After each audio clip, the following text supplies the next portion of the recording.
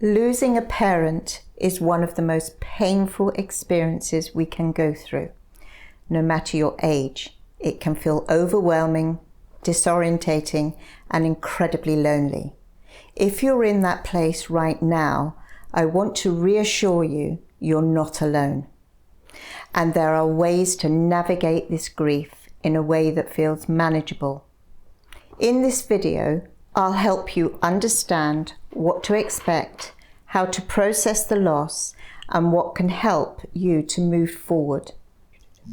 There are times in life when we wish time would just stand still, so we can gather our thoughts and our feelings to help us find meaning and deal with pain we have possibly never experienced before. The death of losing a parent can be one of those moments and life-changing, as the future will never be the same. If this is where you find yourself now, I would like to reassure you, you are not alone. There are ways of working through the grief and navigating the pain. Firstly, it can be helpful to understand what to expect during this difficult time. Shock, numbness are words to describe many people's first reactions and feelings. We must not forget grief is very personal and can be dependent on the relationship with their parents, their age, illness, and previous experiences can play a large part. So there is no textbook version of how one will respond. Be kind to yourself as you move through this fog.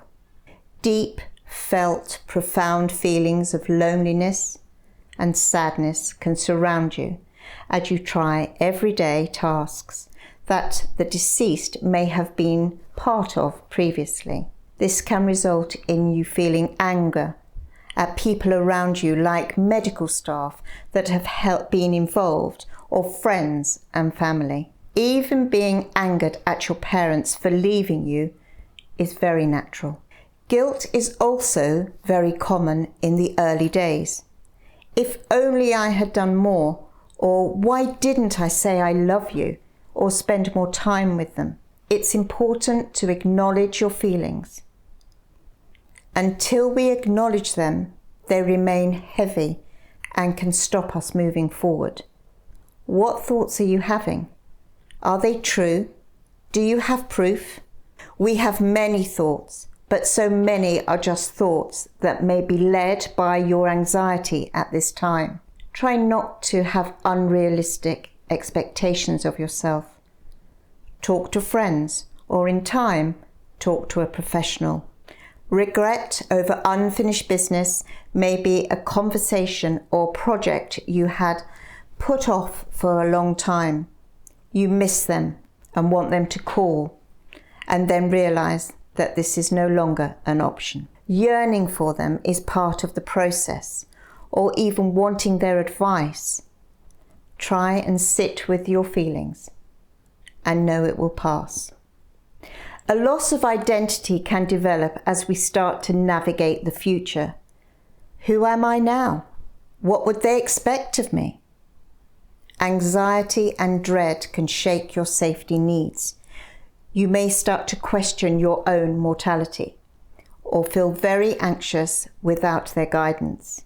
Remember, grief is unpredictable and is an individual experience. Try and do what feels right for you. Give yourself small daily tasks. Take care of your own well-being. Think where you would find some comfort. That can simply be going for a walk or taking in your surroundings. Bring back some normality. It's good to have moments of laughter or joy. Share memories and reminisce over time. Start to show gratitude for the wonderful times you spent together. So how do we navigate this and stop ourselves from feeling stuck? Grief isn't linear. It's hard. There is no right or wrong way. You are doing what is right for you. You are the only person who has these feelings. They are your feelings, and this is your experience of life with your parents and now the loss of your parents. It may be time to stop. Stop suppressing your grief by avoidance and start trying to keep busy. As I mentioned previously, getting outside and take a walk to help clear your mind. It can help you have a different perspective, and being physical helps our mental well-being. Get yourself into a routine that works for you. Having more structure can help unravel our feelings and emotions. Maybe create a daily routine that gives you time to think about the deceased. Find a space where you can sit quietly and reflect. Or light a candle. Be mindful and concentrate on your thoughts. Harley Therapy, the UK's leading experts in therapy and mental health care, right here in London or online. You may wish to have a space with photographs and flowers, or small reminders that help you with your healing and connection. Some people find writing a journal helpful for private thoughts and emotions. Just a little note daily can help you move on with your grief and feel less stuck. Set yourself realistic goals. Simple things that can build over time, including healthy eating, exercise, and a good sleep routine. Don't forget, you are not alone. Reach out to friends and family. People who understand can help you, and you also are helping them. This isn't a sprint. You are in control of your pace. You are working through your grief, even though it may not feel like that. People hold on to grief as they fear that they might forget their parents. Why would you? Grief, as we have established, is very much a journey, just like some of the most enjoyable, memorable times in your life.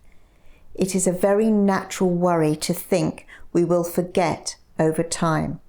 Our parents live on in the templates of life they have given us. How we experience love, give love, show gratitude, anger, sadness, they are all parts of our parents that live on within us. Remember the importance of going through all the stages of grief in your own time.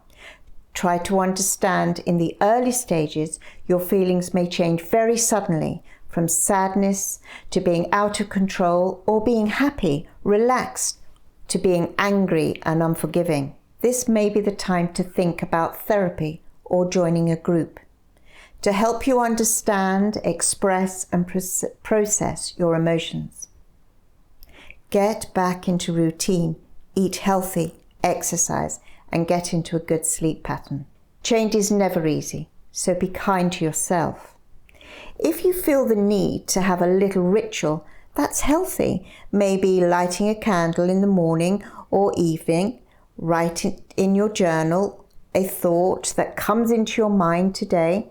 Look at photos. Maybe change the photo daily if you feel the need. Have a little shrine or corner of remembrance.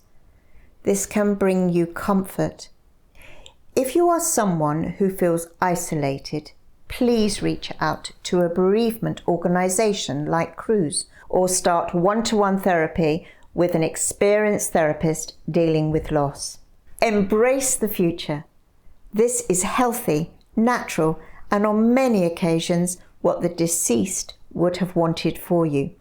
You will never forget them. They are part of you as you navigate life as it is now. We learn to live with it, building a future and cherishing life's past experiences as we move forward and grow into the next chapter of life.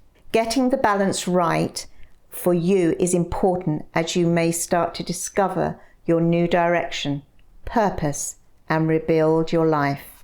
Relationships may feel strange and connections may be difficult. You are still grieving, and that needs to be respected. But allow yourself to be happy and participate in life's activities. It's all part of the process. Allow yourself to cry. Feel the emotion and embrace it. If we stay in denial, it will stop us moving forward. You will never forget them. They are part of you and always will be with you. Celebrate their life each day to keep those memories alive. If you are finding your grief unbearable, maybe you're not managing everyday tasks like getting dressed, eating, sleeping, or relying on alcohol, medication, or other substances to help you through. Or you're having very dark thoughts when you think about the future. Please stop. Breathe and realize you are not alone. Consider therapy. Get in contact now. Call to make an appointment to talk to a bereavement therapist. Call Cruz or the Samaritans. You are not alone. People care and you are loved. Subscribe for more insights from the experts at Harley Therapy, and don't miss our next video.